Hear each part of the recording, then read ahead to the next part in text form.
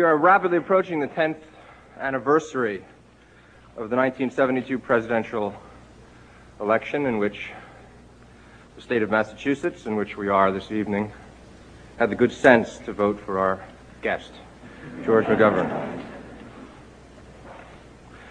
George McGovern was born in Avon, South Dakota on July 19, 1922, the son of a Methodist clergyman. Before earning his doctorate in history, he flew 35 missions as a B-24 bomber pilot in Europe in World War II and was decorated with the Distinguished Flying Cross. He returned to South Dakota to teach college, became executive secretary of the South Dakota Democratic Party in 1953, and was elected to the United States House of Representatives in 1956 and again in 1958. In 1960, President John Kennedy appointed him first director of the U.S. Food for Peace program and special assistant to the president. He was elected to the United States Senate in 1962 and was reelected in 1968 and 1974. In 1969, he was named chairman of the Democratic Commission on Party Structure and Delegate Selection. In April of 1970, the commission laid down guidelines to ensure more open and representative delegate selection procedures.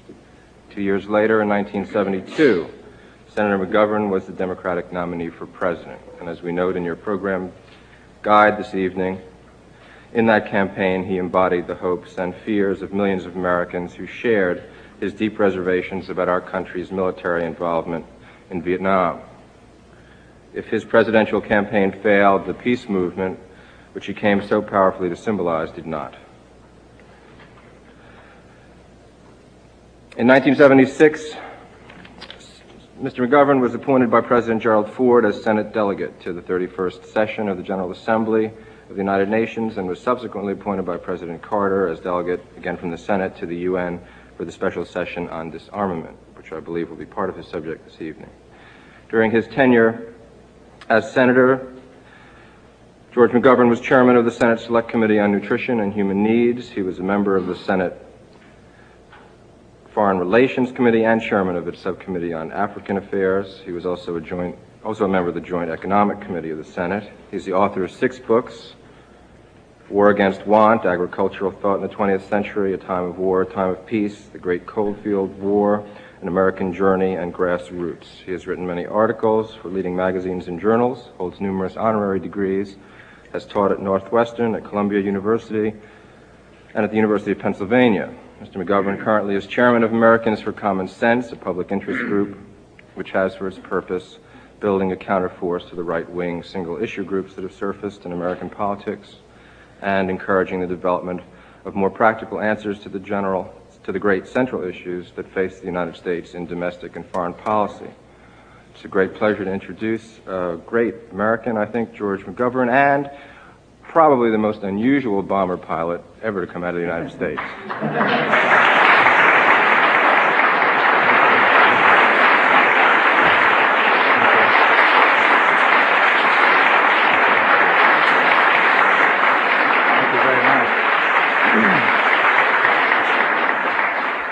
Thank you very much, Michael, members and guests of the Harvard Law School Forum. This is a good place to be, as far as I'm concerned, with an election approaching on next Tuesday. I've been under the strong impression for the last 10 years that there's a special political wisdom here in Massachusetts that is available only in the District of Columbia, but nowhere else in the United States. What I would like to do tonight is just speak very briefly about American foreign policy and then throw it open to questions from the floor, either on that subject or whatever you want to interrogate me about. I'm going to speak in the role of a critic tonight, which may not entirely surprise you. It's a rather commendable role for a patriotic citizen, if for no other reason than the critic always operates from the premise that the country can do better than it's now doing. And that takes a certain faith in the institutions and the leadership and indeed the citizenry of a country to hold over a long period of time that notwithstanding certain disappointments, we are capable of doing better. And that's what I believe about American foreign policy tonight. But before I criticize, let me begin by generally endorsing one aspect of the Reagan foreign policy, and that is the approach they've taken in recent weeks to the events in Lebanon and in the Middle East, and generally the recommendations they have made with regard to a Palestinian settlement. I think, first of all, the President was fully justified in reacting with some measure of moral and political outrage to the overkill bombing of Beirut, the rather bloody foray into Lebanon, and to the subsequent murder by the phalangists in Lebanon of the unarmed families in the refugee camps. Considering the arrogance and contempt displayed by Prime Minister Begin and General Sharon towards the American president and toward world opinion as a whole, I would have to say that the president reacted with measured indignation. And his proposed formula for settlement of the Palestinian issue, I think, is a rather carefully balanced, pragmatic compromise that addresses the central needs of the Israelis, of the Palestinians, and of the Arab states. It really is a logical extension of the Camp David framework that was worked out by Prime Minister Begin, the late President Sadat, and former President Carter. Mr. Reagan's proposal, as I think you know, has won the support of the Israeli opposition leader, Shimon Peres, as well as many of the strongest friends of Israel in this country, of which I consider myself to be one, and also strong support across Western Europe, and I think in the United States as a whole. Now, if, as I suspect, the Secretary of State, George Shultz, is a moving force behind these initiatives of the presidents in the Middle East, then I think we're rather fortunate to have Mr. Shultz as Secretary of State at this time. It was frankly embarrassing to me as a Democrat when last June my fellow Democrats assembled at the midterm convention in Philadelphia endorsed a resolution praising General Sharon's foray into Lebanon as the best way to reduce terrorism in the Middle East. I think that resolution was a disservice to the Democratic Party, and I think it was an insult to the lofty moral traditions of the Jewish nation. Democrats can help restore their reputation for fairness and common sense if they will replace that kind of political opportunism with strong backing of the President's initiatives for peace and justice in the Middle East. Well, that's enough compliments for the Reagan administration. Now to the more critical part. I might add that some of the disagreements I'm going to express here extend back to previous administrations. They're not confined to the Reagan administration alone in all cases. First of all, I object to the simplistic notions that the Russians are solely responsible for the world's trouble spots, and the corollary of that notion that anti-communism should be the controlling compass of American foreign policy. Shortly before taking over the White House, just a few days in fact, Mr. Reagan gave an exclusive interview to the Wall Street Journal, and this is what he said. Let us not delude ourselves. The Soviet Union underlies all of the unrest that is going on. If they weren't engaged in this game of dominoes, there wouldn't be any hot spots in the world. End of quote. Now, former Secretary Haig put the same premise in slightly different words with reference to Central America when he said that the Sandinista revolution in Nicaragua, which toppled the late President Somoza, and the struggle in El Salvador were simply the first scores on the Soviet hit list for Central America. The assumption being that there wouldn't be any particular problem in Nicaragua or El Salvador or elsewhere in Central America if it weren't for the evil operations of the Soviet Union in our backyard. Now, no one, I suppose, will doubt that the Soviets are capable of a certain amount of mischief. But I think it's simplistic and dangerous to see them as the central force behind the turbulence that we know exists across the developing world. The Soviets did not topple General Somoza in Nicaragua. The long-suffering people of that country did him in. And thank God that the human spirit cannot be oppressed forever. But why give the Russians credit for the liberation of Nicaragua from a hateful, torturous figure like Somoza? Nor does Moscow deserve the credit for the rebellion in El Salvador. The misrule, the economic and social exploitation by the ruling oligarchy of El Salvador have left the citizens of that country no other course other than rebellion. One would have hoped that it might have come in a less bloody way, but I have no doubt at all, if most of you had had 10 years as a citizen in El Salvador at your age, you'd probably be in rebellion against the government. Even if Karl Marx and Lenin and Brezhnev had never lived, there would still be revolution and trouble in the developing world.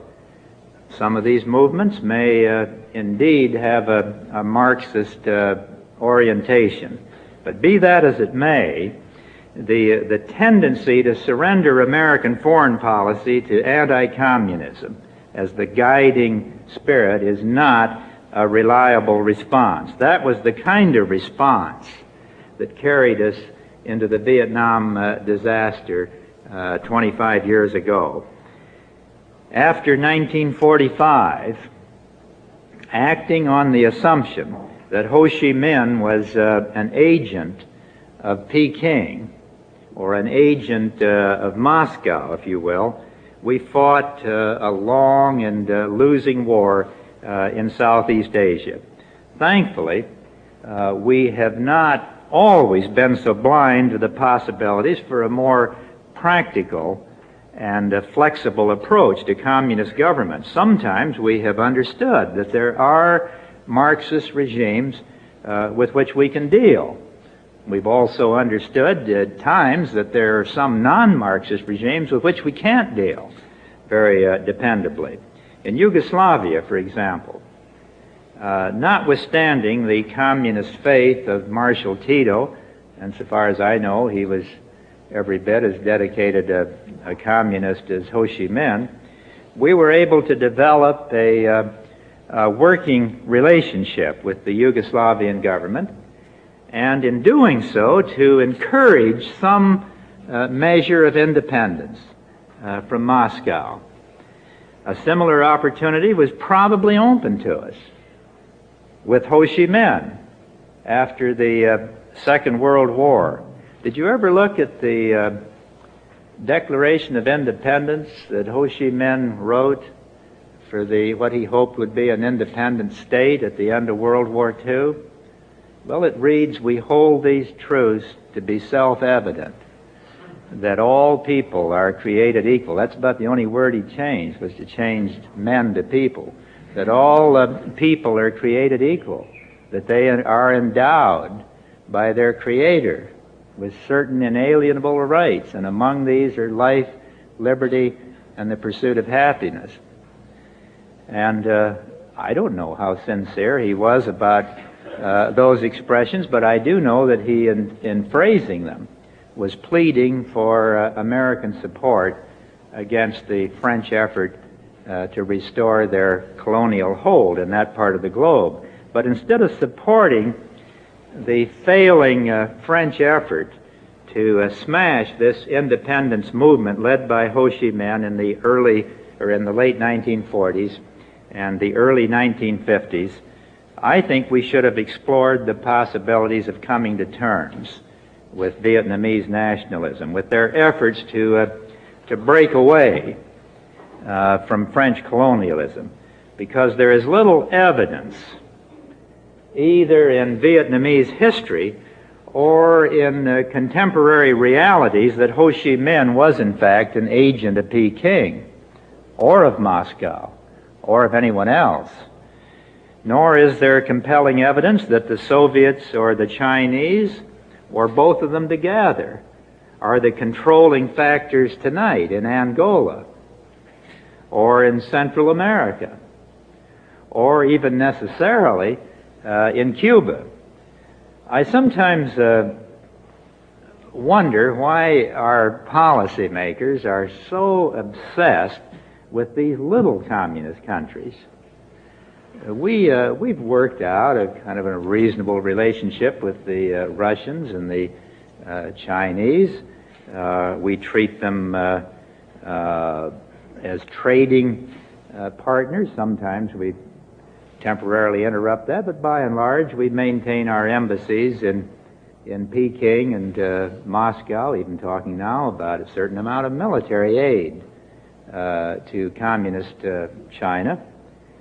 As far as I know, their communist credentials in China and the Soviet Union are still fairly strong, but somehow these communist giants that have the capacity to destroy us, we've worked out a kind of an arrangement with them. I think that's all well and good, but why this enormous fear and loathing of the little communist countries? Why so much more fear about Angola, or Mozambique, or Vietnam, or even Cuba? In the case of Nicaragua, the Reagan administration actually cut off all American grain shipments, a total food boycott against the Sandinista government on the grounds that this government had moved too close to Moscow. But what did we do with Moscow? We lifted the grain embargo. It's all right to sell wheat to Moscow, but don't sell it to anybody that gets close to them. And the irony of all of that is that after putting an embargo on Nicaragua because they were too close to the Russians, and then lifting the embargo on the Russians turned around and gave the Nicaraguans 20,000 tons of grain to make up for the American boycott. So I suppose to whatever extent the shipment of food increases your political influence, the Russians are the gainers rather than American foreign policy. I think it would require a complicated and uncertain psychological review to explain the hard line that we pursue toward these small communist states in contrast to our general tolerance of Moscow and Peking.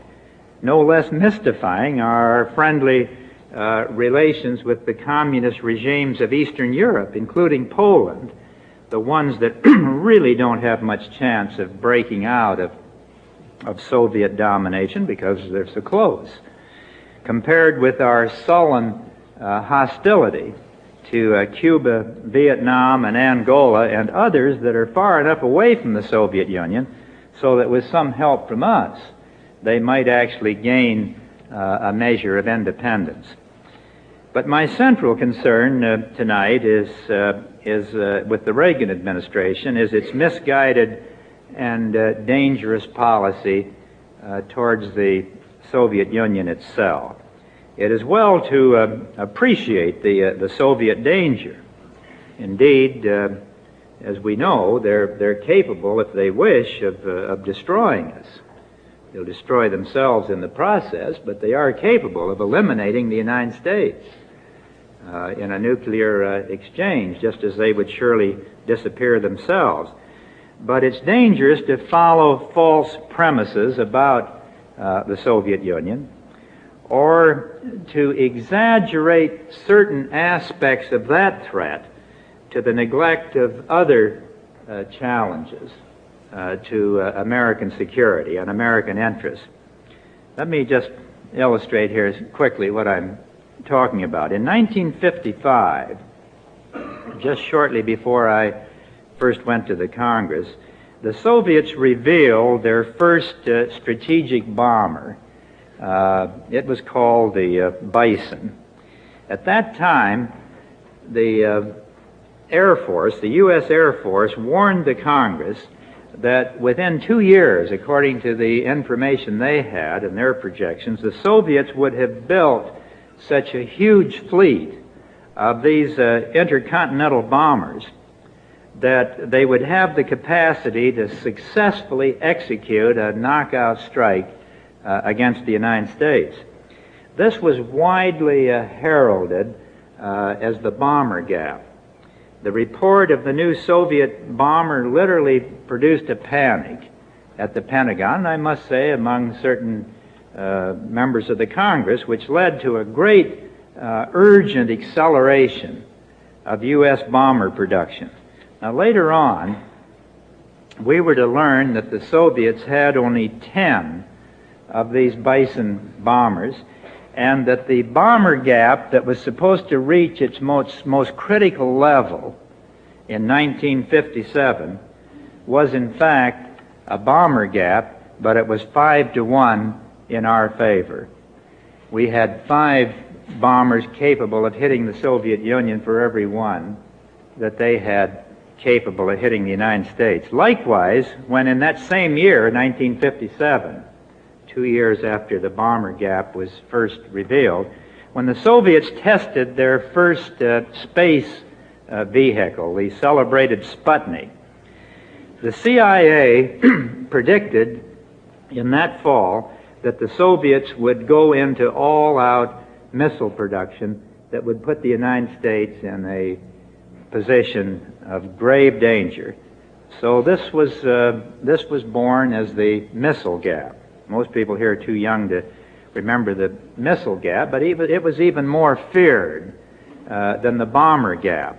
And in 1959, 2 years after the Sputnik was launched, the Gaither Commission soberly warned the nation that we were in deadly peril from the overwhelming missile superiority of the Russians. One member of the Gaither Commission, an anonymous release, was quoted on the front page of the Washington Post as saying that Soviet missile supremacy is so preponderant that I feel as though I have looked straight into hell. Senator John Kennedy, for whom I had great personal affection, made the highly feared missile gap a central feature of the 1960 presidential campaign. And yet in his last State of the Union address in early 1960, President Eisenhower said this: "The bomber gap of several years ago was a total fiction, and the missile gap shows every sign of being the same." End of quote. Now, President Eisenhower was, of course, right, both about the fictitious bomber gap and the fictitious missile gap. There were gaps, of course, but they were overwhelmingly in our favor, both in the case of bombers and missiles. Little wonder that President Eisenhower devoted his farewell address to that celebrated phrase warning the American people against the unwarranted power of the military-industrial complex. Now, this has not prevented President Reagan from inventing his own gap, the window of vulnerability. Acting on this and other fictions designed to scare the Congress and the American people, maybe I should qualify that, maybe he really believes it. He has launched an extravagant military spending spree that can only dissipate the strength of the American economy, needlessly burden the taxpayers, pile up an unprecedented annual deficit, which will probably hit $150 billion annually in this current fiscal year, weaken our commitment to important domestic programs, including one that many people in this room are interested in, the program of student loans and student aid, and worst of all, undercut the hopes for arms control and international security. Meanwhile, the SALT II treaty lies moldering in the United States Senate, the victim of domestic American politics. Not the realities of the world, but a victim of domestic American politics of the kind played by Mr. Reagan as a foe of the SALT Treaty during the Ford administration, at a time when he was running against Mr. Ford for the nomination, and then later against the Carter administration. I noticed Phyllis Schlafly was quoted the other day as saying she was against SALT II, and she was also against the nuclear freeze. She said that instead of being for a nuclear freeze, the American people ought to thank God that he has given us the nuclear bomb. If in fact he has, I wish he hadn't given so many to the Russians. But the window of vulnerability that Mr. Reagan imagines is based on the premise that land-based missiles will become vulnerable to attack in the mid-1980s, and thus will tempt the Soviets to launch a nuclear war. It's just taken for granted, not only by Mr. Reagan, but apparently by a great many other Americans, that this is Russian policy, that they're lusting to launch a nuclear war against the United States, that this is what their objective is, notwithstanding the fact they would surely be annihilated in the process. But if in fact land-based missiles are becoming vulnerable to attack, it is the Soviet Union that has the window of vulnerability, not the United States. Why is that? For the simple reason that 75% of the entire Soviet missile force is on the land, whereas only 25% of the U.S. missile force is on the land, and the rest are on submarines and bombers. So instead of this panic, the window of vulnerability about land-based missiles, we ought to congratulate ourselves that our strategic planners had the foresight 20 or 25 years ago to diversify the basing of the U.S. missile system and to put most of them on submarines. One of those submarines, let's suppose that the Russians hit us tomorrow and every land-based missile disappears. 75% of our missiles are still intact on submarines and bombers. And one of those submarines, just one, has enough destructive power to eliminate every major city in the Soviet Union. So this concept of the window of vulnerability, in my judgment, is as fictitious as the bomber gap and the missile gap of earlier eras. I'm not content with this obvious deterrent capability. And I say obvious deterrent capability, because everyone who has followed this knows that years ago the Soviet Union achieved the capability of absorbing a first strike from the United States and still utterly destroying us in retaliation. And we've had that same capability for a much longer time. There's no question about that. No matter which one hits first, they have little advantage in view of the capacity of offensive nuclear weapons to overwhelm the defense. But not content with that, the Reagan administration has set out on what I believe to be the most costly and foolish of all of their mistakes, and that is a huge military buildup on the dangerous premise that it might just be possible to fight and win a limited nuclear war. This notion that with enough nuclear arms we can win a nuclear war is by far the most ignorant and dangerous of all the Reagan policies. Let me just say this. The whole concept of limited nuclear war is based on the premise that two countries that don't have enough sanity and restraint to avoid a nuclear war would suddenly become very restrained and very cautious and careful once they start exchanging these nuclear weapons. In other words, in a limited war, I suppose Boston might disappear, and our president would say, well, we want to be careful about this, we'll just take out Leningrad. And then the Russians say, well, that's fair enough. We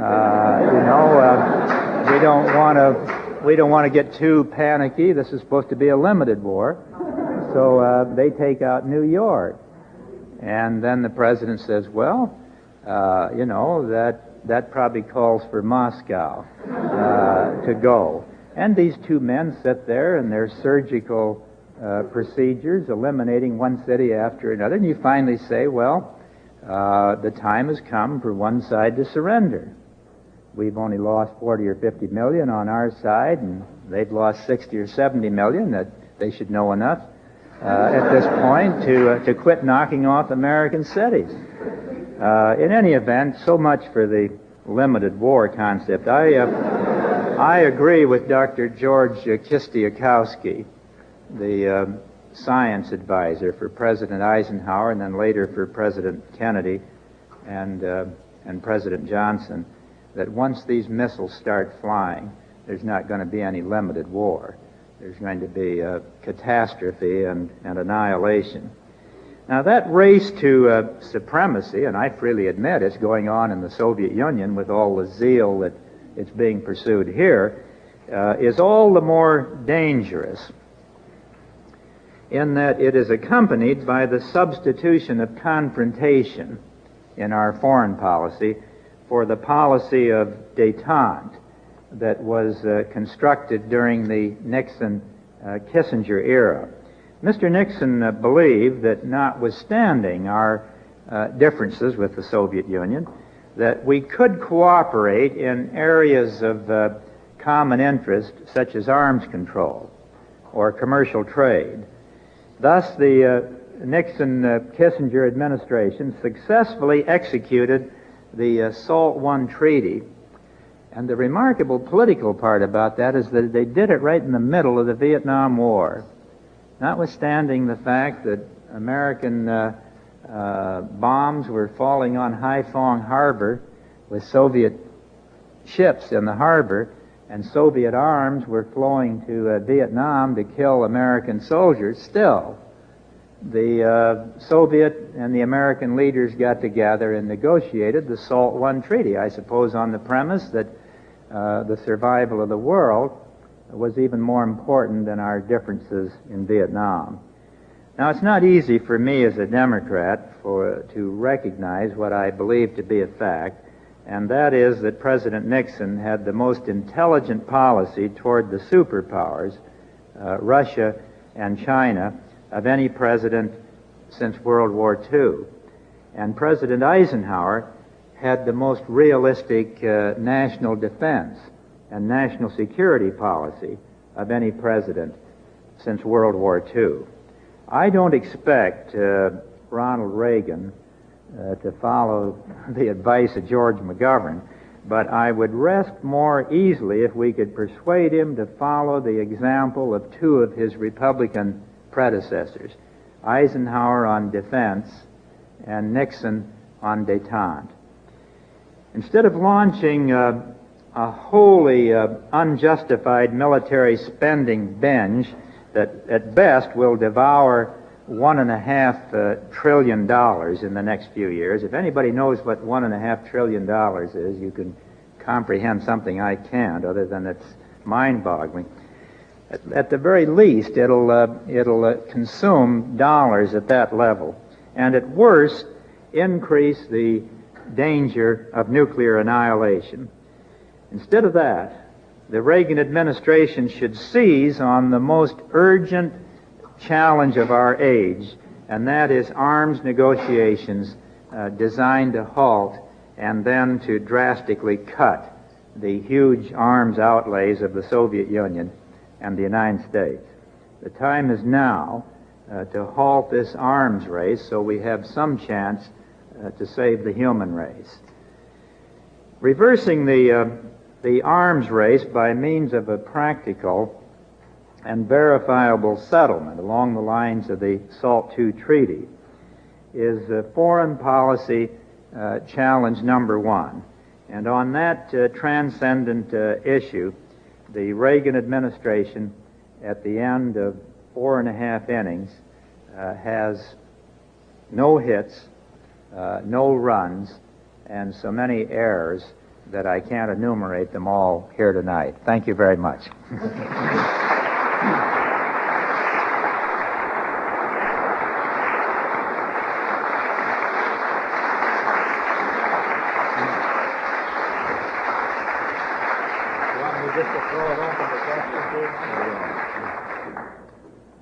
We'd like to throw it open to questions now, and please try to use these microphones. We're being taped for a radio broadcast, and we'd appreciate it if you could just come up and line up. It'll be very systematic, and we have 2 aisles with mics. Thank you. Why do you think it is that the Reagan administration is inventing the window of vulnerability? Well, I think that President Reagan takes a very simplistic approach on that issue, that he frankly has been brainwashed by people who feel that the only way to approach the Soviet Union is with an overwhelming preponderance of military power. He's under the notion that it's not even really safe to negotiate with them until we're well out in front on the military side. It's a little hard for me to believe that the President doesn't grasp the fact that even if the land-based missiles are vulnerable, that places the Soviet Union in a more dangerous position than it does us for the reasons I cited here earlier. But I think he's bought the notion that the Russians are so dangerous and so irascible that you shouldn't even sit down at the conference table with them until you have a strong lead militarily. To me, that's a hopeless goal. It's very difficult for me to imagine either side letting the other one achieve a clear superiority. I think as matters now stand, most of our military people believe that there's a rough parity between the Soviet Union and the United States, and that's probably the best conditions to hope for in terms of negotiations, when each side feels reasonably confident of their equality with the other side. If we had all of the Joint Chiefs here tonight, it would be interesting to ask them if they would trade the American strategic system for the Soviet system. If you can ever find a really responsible general or admiral who will tell you that, I'd like to meet him. Would we trade the American Air Force tonight for the Soviet Air Force? Would we trade our Navy for theirs, including the basing structure that we have all around the world. About the only place where they have the edge on us is in the numbers of soldiers, infantry soldiers on the ground. But keep in mind that 40% of those are positioned against China, not against us. We don't have a China on our border to worry about. We're very fortunate in terms of geography, and that we've got an ocean on the east, an ocean on the west, the Canadian Mounted Police on the north, and the Mexicans on the south, who probably could be handled by the Louisiana National Guard. So we don't, I don't say that in any derogatory sense. I admire the Mexicans for not wasting all their money on armies. It's just a fact of life that they don't have a big army. Nothing to fear from Mexico in the way of military power. So I don't know why the hiss was mounted, but I hope no one takes it as a secret racist remark on my part. Thank you. Senator, I'd like to propose a trade. I'd like to propose sending President Reagan into retirement and sending you to the White House, where you seem to so richly deserve to be. I accept. Well, I help you think about that, seriously. Well, believe me, if I thought I could be nominated and elected, I'd announce tonight. You were such an underdog in '72 when you got nominated. Why not try it again? I think that with regard to that matter, and I ask about it all the time, I'm not going to be coy about it, that it'd be very difficult for me to successfully mount another presidential effort. But if I thought I could do it, even if I thought I might lose, and make a real difference in the understanding, the public understanding of the issues before the country, I might try it. If I could help define what I think are the basic economic problems, some of the mistaken priorities that we're now pursuing, some of the mistakes in foreign policy and defense policy, and could make those ideas effective in the way I presented them, I would seriously consider another run. I haven't checked this with Ted yet, but it's obviously, if you run for president once, you never entirely get that interest out of your system. I've so far resisted it in '76 and 1980, but I don't have a job now. I'm getting tired of living on welfare and food stamps. So it's possible that as we move towards '84, that conditions will develop in a way that might make sense for me to try it again. I haven't ruled it out. Thank you.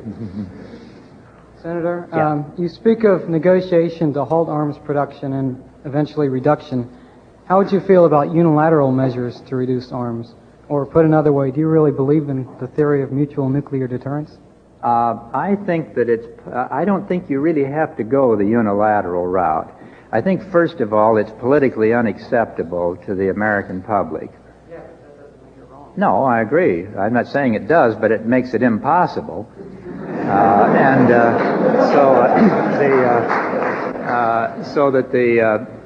I don't think you have to go that route. I think it's possible to go the mutual route.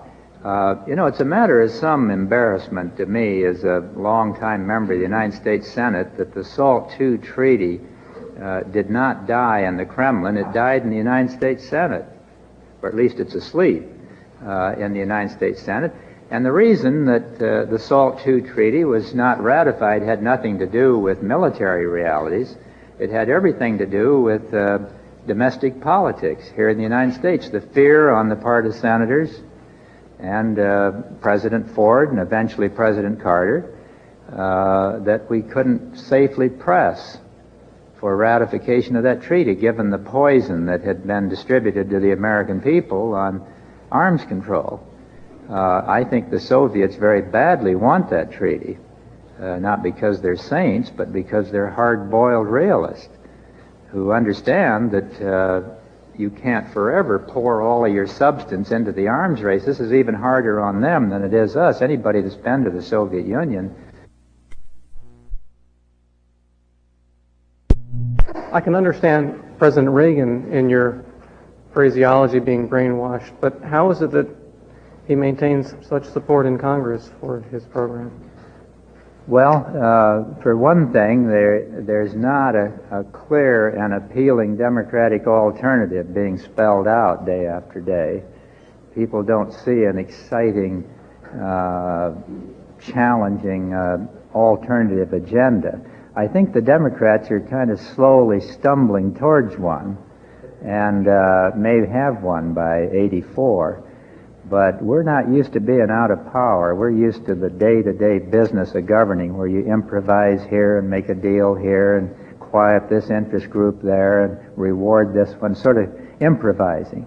We haven't been out of power in a position where we had to devise a long-term alternative strategy. And furthermore, we haven't dealt for a long time against such an appealing communicator as President Reagan. He's very good on television, which is the name of the game in politics. And when you look at what the Democrats are offered, they're really handicapped in trying to answer these powerful television appeals. The president can sit down and give a fireside chat anytime he wants to, or call a press conferences and preempt all of the networks. It's very tough to turn that around. Now, the other side of that is that the public opinion pollsters tell us that President Reagan is lower in public approval today than either Ford or Carter as they came to the end of their first 2 years in the White House. So who knows where he'll be by 1984. Senator, you spoke earlier about tendency for United States foreign policy to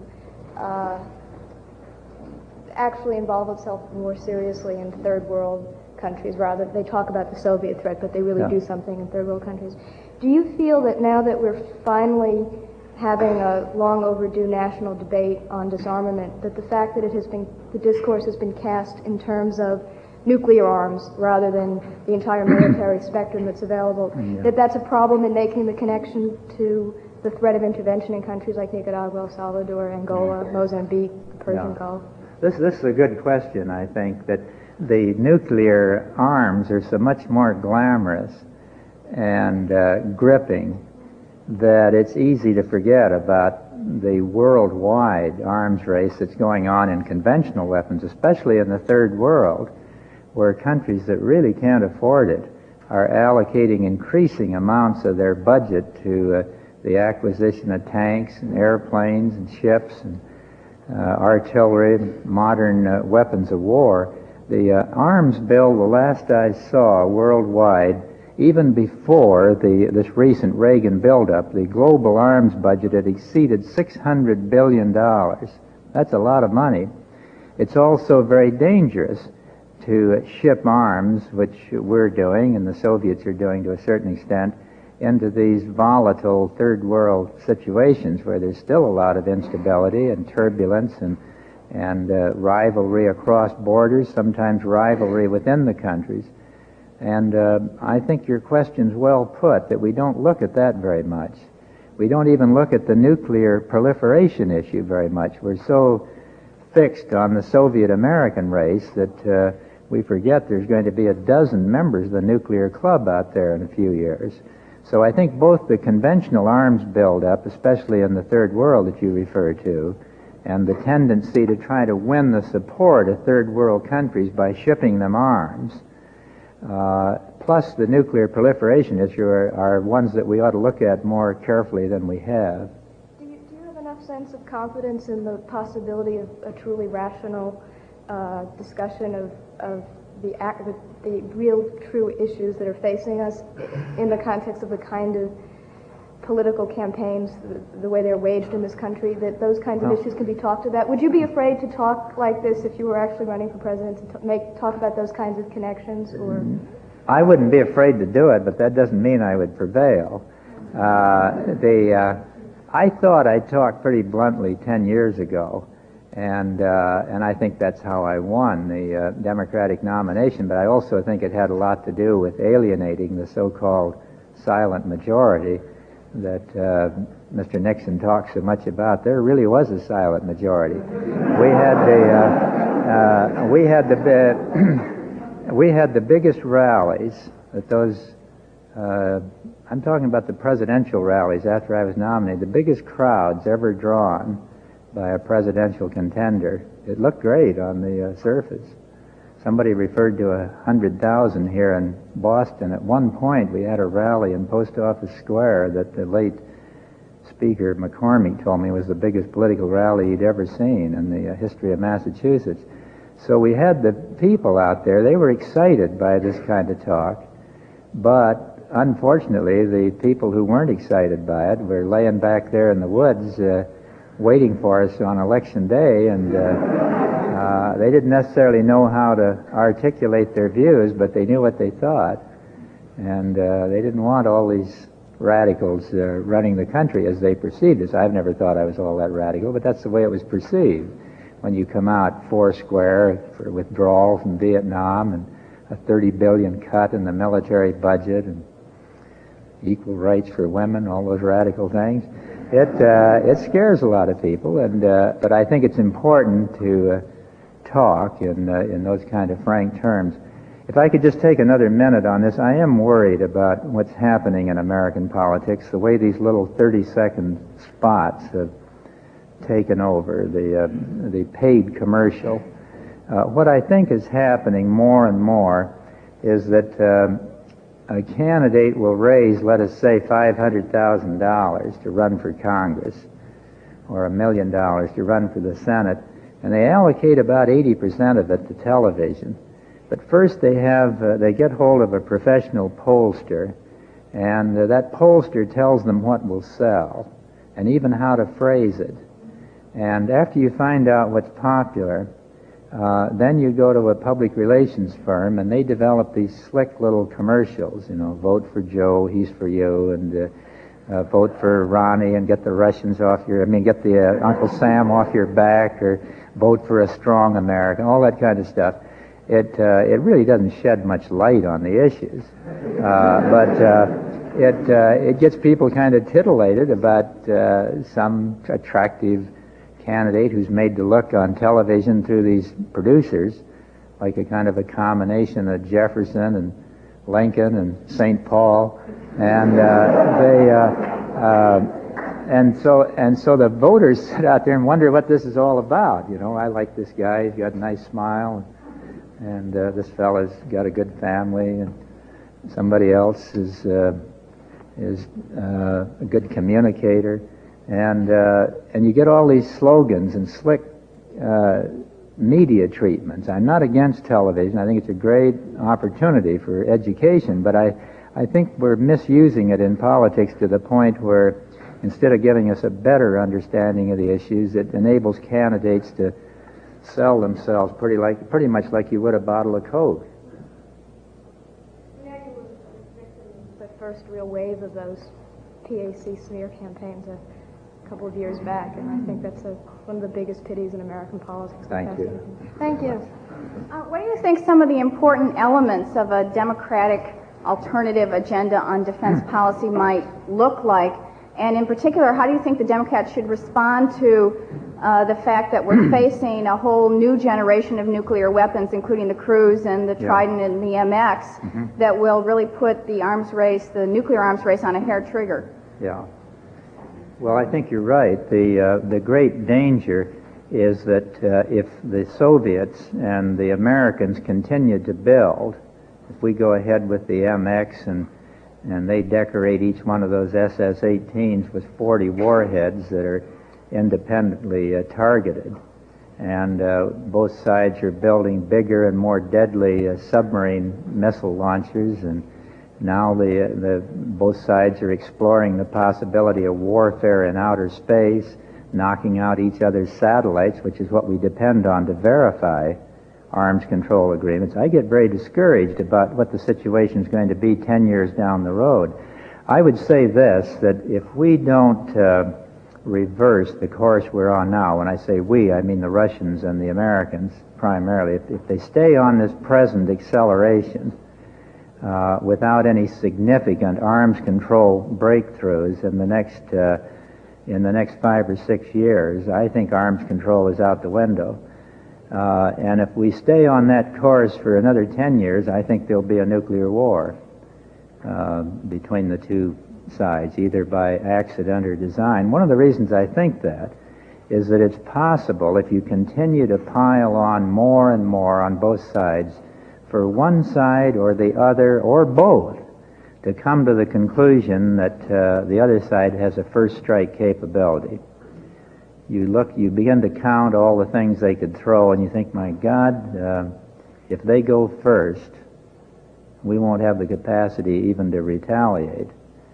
It'd be even more dangerous if the Russians thought that if we went first, they wouldn't have the possibility to retaliate. Because if you think you don't have the possibility to retaliate, and the other side does, you want to make damn sure you go first. And I think that's the hair trigger you're talking about, that if this offensive capability, which is already enormous, gets to a first strike capability on either side, I think we're in deadly danger of somebody panicking and trying to be first.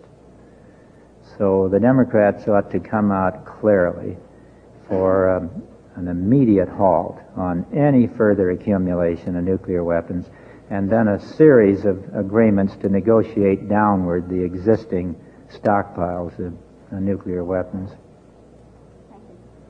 Senator, something that deeply concerns me is Nicaragua.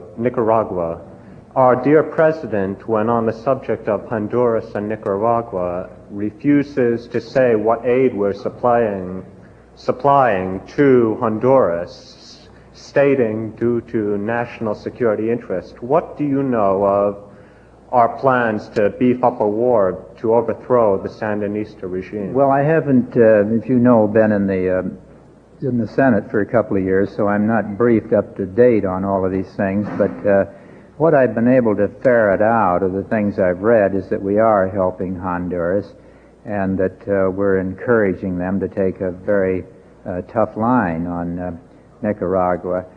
Whether we're actually deliberately provoking incursions across the line into Nicaragua from Honduras, I don't know. I haven't been able to find that out.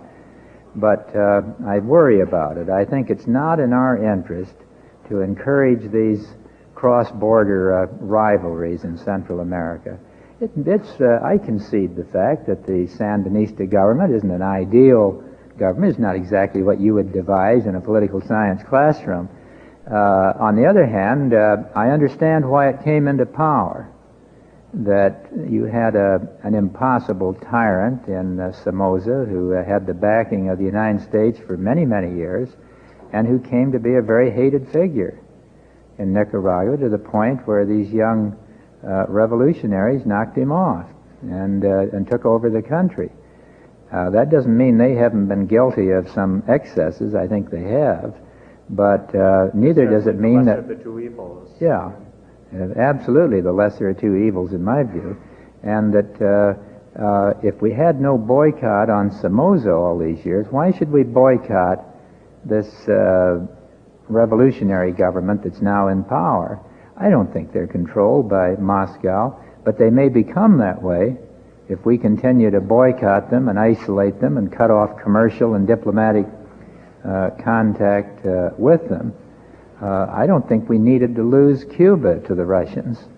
I think it's quite possible that if we had been a little more imaginative and had opened up an embassy down there and encouraged traffic between the two countries, commercial trade, and so it's quite possible that the Cubans, while not presenting the kind of government you or I would like, nonetheless would be a government with which we had some influence. The way it is now, we just give the Russians a monopoly in Cuba, and they exploit it very effectively for their purposes.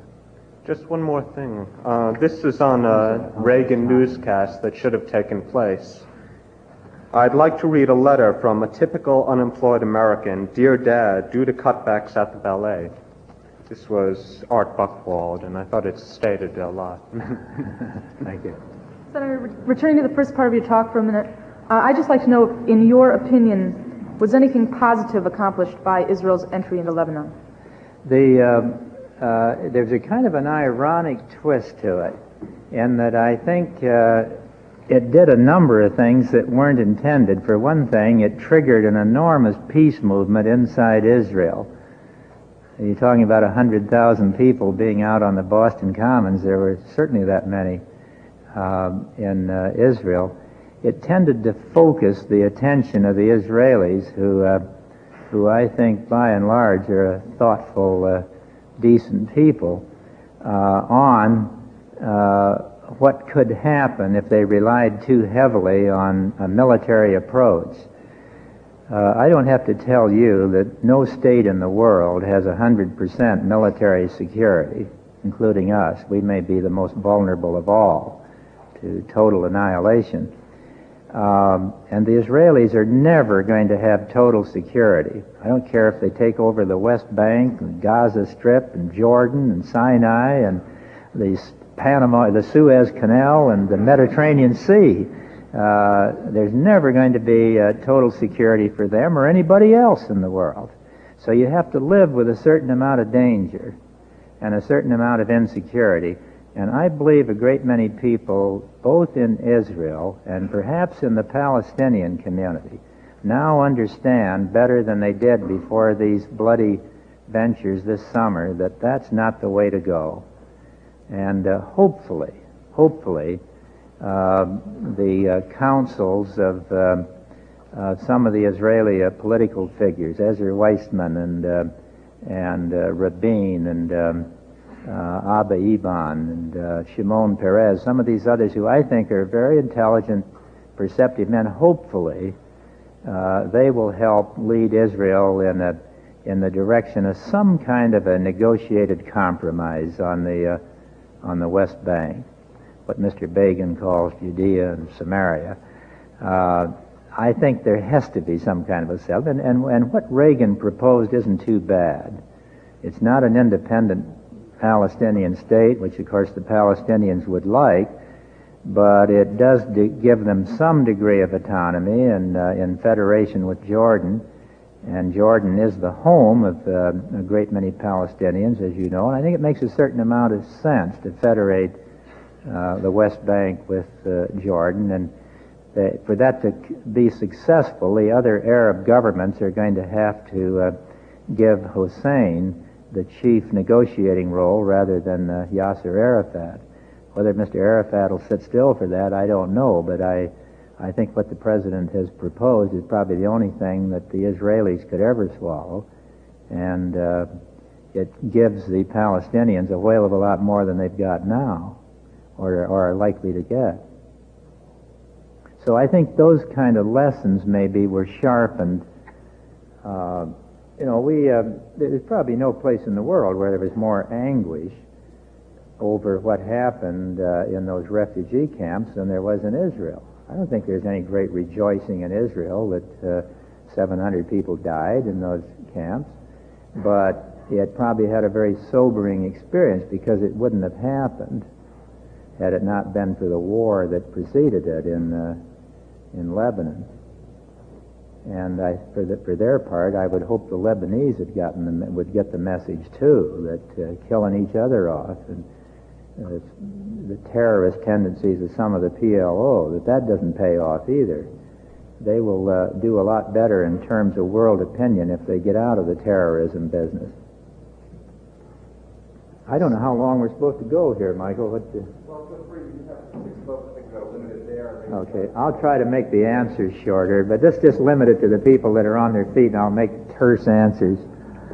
Senator, one of the major complaints many third world nation leaders seem to have about American foreign policy is that they really don't know what it is. That is to say that not only do they get all different sorts of answers from people in State Department, CIA, the Senate, everywhere else, but also that many times large corporations will have more impact and more say-so through bucks on what they should do than what the State Department says. And if they feel they don't get a real message, and even if they try to do what they think America wants to do, they don't meet up with any type of standard because they don't. Well, I think that's a valid point, that the American people are frequently in the dark as to where we're going with particular aspects of our foreign policy, and the The other side of that coin is that it leaves other countries in the dark, too.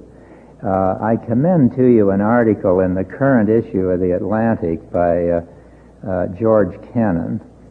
And the title of the article is something like this: Our Unpredictable Russian Policy, or Our Unpredictable Soviet Policy. And he traces the zigs and zags in our policy towards the Soviet Union. He points, for example, to the fact that Nixon and Kissinger were carefully laying the groundwork for détente and had worked out a trade agreement with the Soviets, including the prospect of most favored nation treatment. The name's a little misleading. It just means we'd start treating them like we do other countries.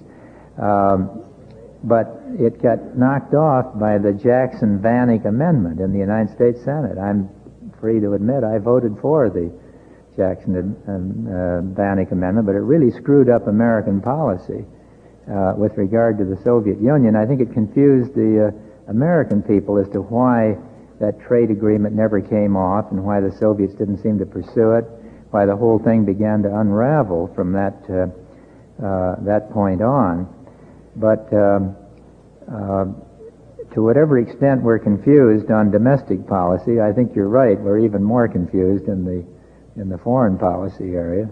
And these special interests that you talk about, the multinationals and others, do frequently have a major impact on our policy with reference to a particular country. Is there any way to unify? Is there any way to unify their policy or their direction with what we want where we want our country to go? Well, that's very difficult. I think it's hard in a diverse democratic country like the United States to organize foreign policy in a clear and coherent manner. We've got to try, but it takes a very effective and perceptive leader to do that. I thought that Franklin Roosevelt was the master at that kind of thing, but he had the benefit of wartime patriotism and the fervor associated with that to help him. I believe that you've already offered at least a partial answer to this question, but I'd like to know under what circumstances, if any, should the United States be willing to extend diplomatic recognition to the PLO? I would say this, that if the PLO would flat out, no holds barred, just declare that they recognize the existence of the State of Israel and their right to live in peace as an independent state, that under those conditions we could negotiate with the PLO. Doesn't mean you'd recognize them as a state, but it means that you would start negotiating with them.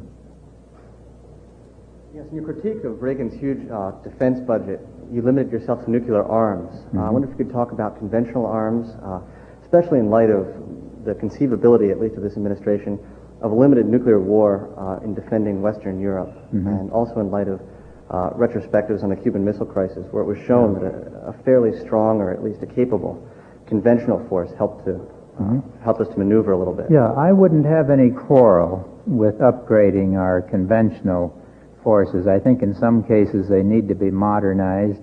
I also think we have a serious problem on the conventional side in that we're losing the best trained technical people who are being picked off by higher paying jobs in civilian enterprises.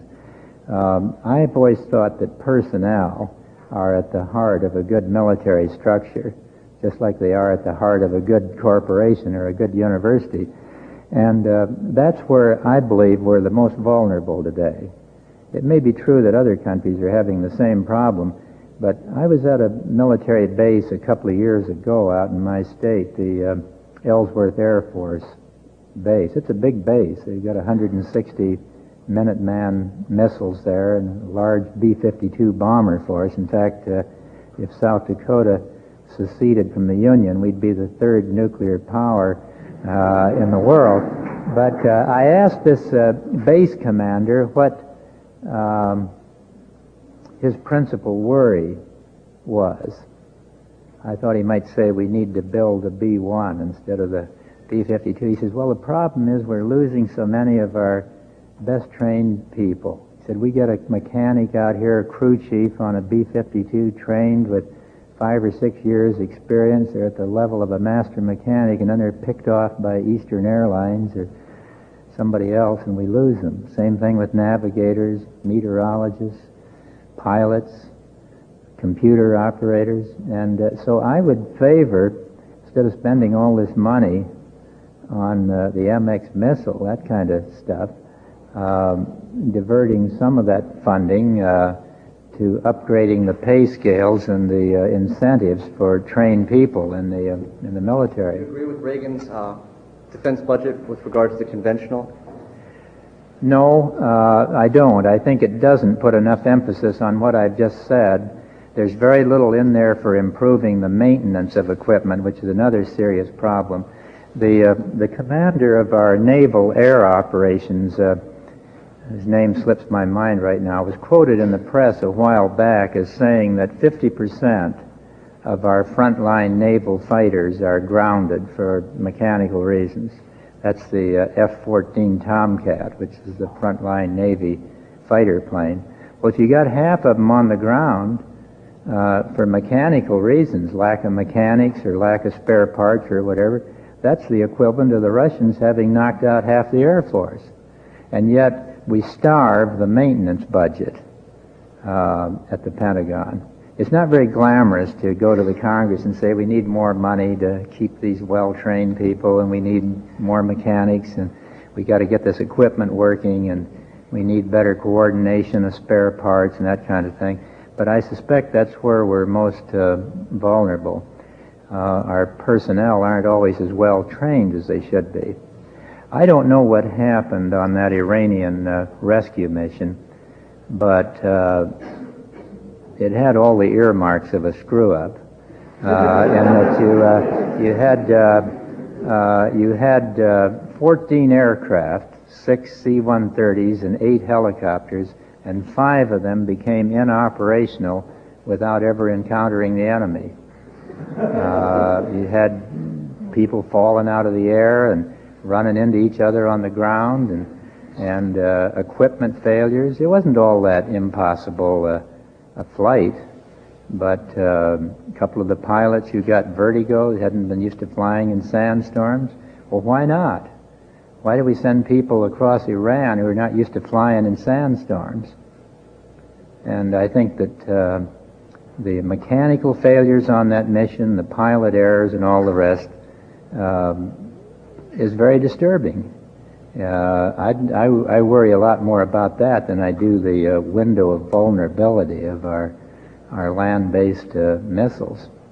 I wouldn't worry too much if none of those land-based missiles would even fire, as long as we've got the submarines and the bombers and all the rest out there. So, but I think on the conventional side, the Reagan administration hasn't made any improvements over what President Carter had in mind. Thank you. Okay, I believe you've already partially answered this question, but since more and more countries are getting nuclear weapons, something that really scares me is if the very unstable governments in, say, Latin America got nuclear weapons. What do you think we should do if, say, someone like Idi Amin got nuclear weapons? Or how can we prevent that from happening? Well, I can't think of anything too extreme to do to Idi Amin if he had nuclear weapons. I would. I'm supposed to be a big dove, but I would volunteer to be a part of the strike force to take him off the scene if he had nuclear weapons. I think, though, the question is a good one, that the more the Soviets and the Americans lead the way for the rest of the world in the message that the more nuclear weapons the better, the less influence they're going to have in providing leadership on non-proliferation. Until the superpowers get their own arms race under control, they're not going to be very effective in urging the Indians and the Pakistanis not to build a nuclear capability, or the Israelis, or the South Africans, or the Iraqis, or the Syrians, or whoever else is in the business. So that's why I put that first, some kind of an accommodation between Moscow and Washington. But I would hope they and other countries would then press very hard to tighten up on the shipment of nuclear materials so that we could at least lessen the danger that you're talking about. it's bad enough worrying about Brezhnev with missiles, but Idi Amin, that's something else. Okay, this is the last question here. Senator, the summer issue of Democracy was devoted to a single topic, which was the eclipse of the Democratic Party. Mm-hmm. And a variety of articles were in the issue, basically trying to assess the meaning of sort of the electoral disaster of 1980. And the lead issue was by a political scientist, Walter Dean Burnham, and he looked at the history of the Democratic Party and concluded that the Democratic Party may potentially face a long-term reversal of its fortunes and not merely a sort of temporary slip. He concluded that the alternatives facing the Democratic Party are basically, one, to move in the direction of social democracy, or two, to face a continuing decline of their fortunes. Now, the other articles in the issue were responses to his thesis, and they disagreed on the likelihood of each, whether one or the other of the alternatives were more likely. But they basically agreed with his formulation that these were the choices facing the Democratic Party. What do you think? Well, I did see that issue, and I read Dean Burnham's article. It was a pretty compelling argument, I thought, but my own feeling is that the Democrats are not likely to move in that direction. If you mean by social democracy a socialist economy, along the lines of Sweden or Britain or even that far, I think what's more likely to happen is that the Democrats may accept the concept of planning, industry government planning, where you would work out an arrangement that instead of just trusting to the free market, which Mr. Reagan, I believe, honestly thinks is going to save us, you would recognize that you can no longer do that we have certain industries in decline that are pleading for government investment, government loans, government help, and that until you get some kind of a system to evaluate which industries should be saved, in which areas does the United States have an advantage, where are the economics such that with a little government cooperation and help we could actually move ahead. Maybe it's in the field of information, data management. Maybe it's in the development of alternative energy strategies. The United States is richly endowed in a whole range of alternative energies. We have about a 500 or 600 year supply of coal. We could be investing more in how you can burn it safely. I think those are the kind of things that if the Democrats are smart, they will seize on, of trying to rebuild the economy along modern lines. But I doubt very much that this country is ready to go the socialist path. I don't think that's going to happen. Thanks very much, Senator. I think we have to cut it off, but I do want the Senator will be here for a moment afterwards.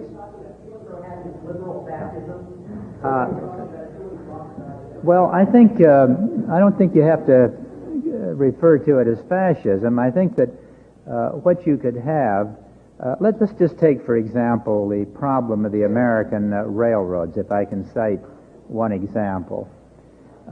It's pretty well known that the American rail system is falling apart.